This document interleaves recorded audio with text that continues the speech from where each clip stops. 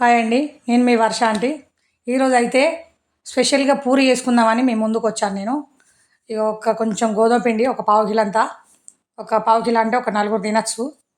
ఎందుకు పూరి చేస్తున్నానంటే ఈరోజు స్పెషల్‌గా మా అమ్మాయి ఒక 2, 3 రోజుల నుండి పూరి చెయ్యి అని నా ఎంబడి పడి పానం తింటాంది. ఎందుకు ఎంబడి పడుతుందంటే వాళ్ళు చిన్నగున్నప్పుడు స్కూల్‌కెళ్ళేటప్పుడు ఊకే పూరి చేసి పెట్టేదాన్ని తొందరగా అయితదని. ఈ మధ్యలో బిజీ కావడం వలన ఇగ పూరి చేస్తలేను. వాళ్ళకు తినబుద్ధి అయిందన్నా కూడా నేను చేసి పెడతలేను. అందుకని 2, 3 రోజుల నుండి పూరి అని నా ఎంబడి పడి గోస పెట్టుకుంటాను. సరే చేద్దాంలే ఏమున్నదని చెప్పేసి ఈరోజు పొద్దున్నే లేచిన పూరి కోసమని ఒక హాఫ్ అన్ అవర్ ముందే లేచి ఒక పావు కిలో పిండి అయితే పోసి కలిపిన. కలుపుకొని మంచిగా కలుపుకొని ఇలా కొంచెం రవ్వ కూడా వేసేసిన. ఏంటి మన ఉప్మా రవ్వ పోసుకోవాలి ఇలా. కొంచెం పావు కిలో పిండిలో ఒక అర్ధ పావు అంత ఉప్మా రవ్వ పోసి కలిపి ఒక హాఫ్ అన్ అవర్ పక్కన పెట్టేసుకుందాం. కర్రీకి ప్రిపేర్ చేద్దాం. ఏంటంటే ఆలుగడ్డ, పప్పు. అందులో ఒక టమాటా కూడా వేసేసిన. టమాటా వేసుకుంటే కొంచెం పుల్లగా ఉంటుంది కదా అని చెప్పేసి ఆలుగడ్డ పప్పును పొయ్యి మీద వేసేసుకొని మళ్ళీ మనం ఈ పూరికి నానబెట్టుకున్న పిండి మనం పూరి చేసుకుందాం.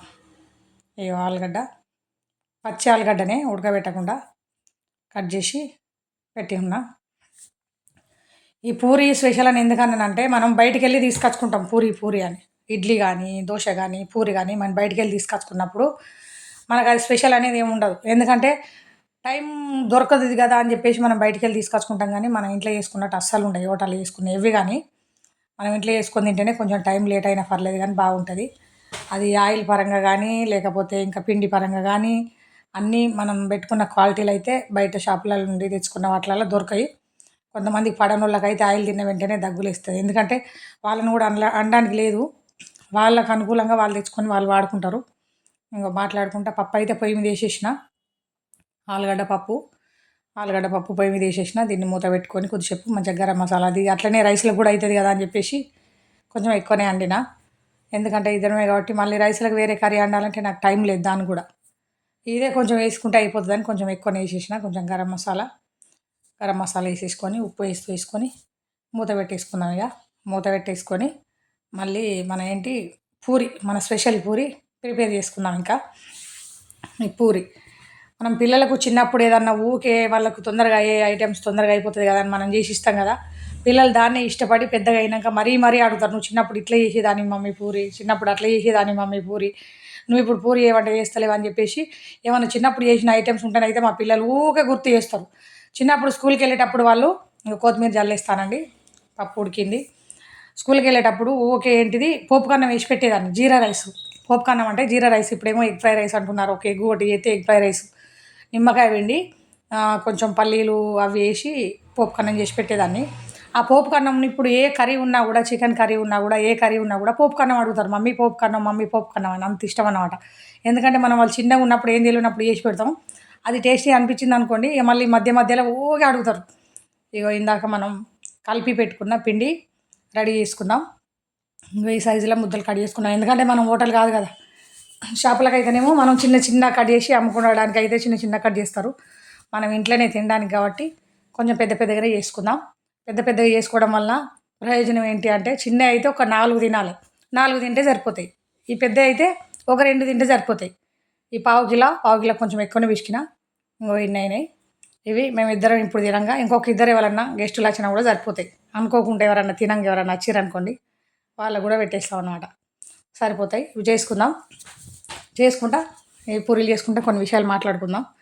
విషయాలు ఏంటి అంటే కనుక మనకు తినబుద్ధి అయిన ఐటమ్స్ కూడా మనం కోరికలు చంపుకొని బతకవలసి వస్తుంది. ఎందుకోసం అంటే మనం ఈ బిజీ టైంలో ఏదన్నా చట్నీలు చేసుకోవాలన్నా, రోటి చట్నీలు, చింతపండు చట్నీ. మా అమ్మ చిన్నప్పుడు చింతపండు చట్నీ నూరేది. చింతపండు పచ్చడ, తొక్కు అని కూడా అనేవాళ్ళు అన్నమాట.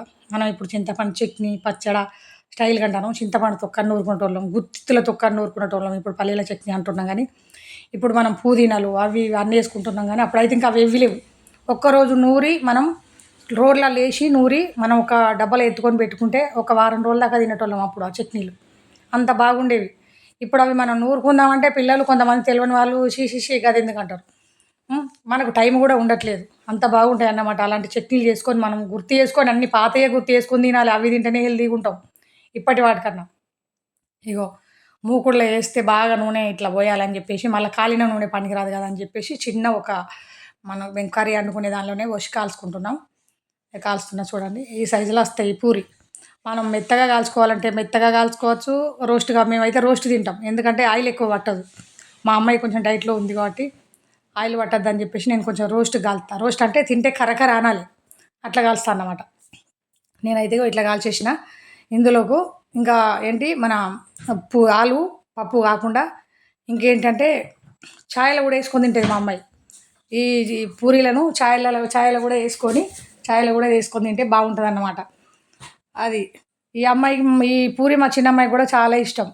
మేము పూరి చేసుకొని తింటాను సోని అని చెప్పేసి మా పెద్దమ్మాయికి ఫోన్ చేసి చెప్పింది.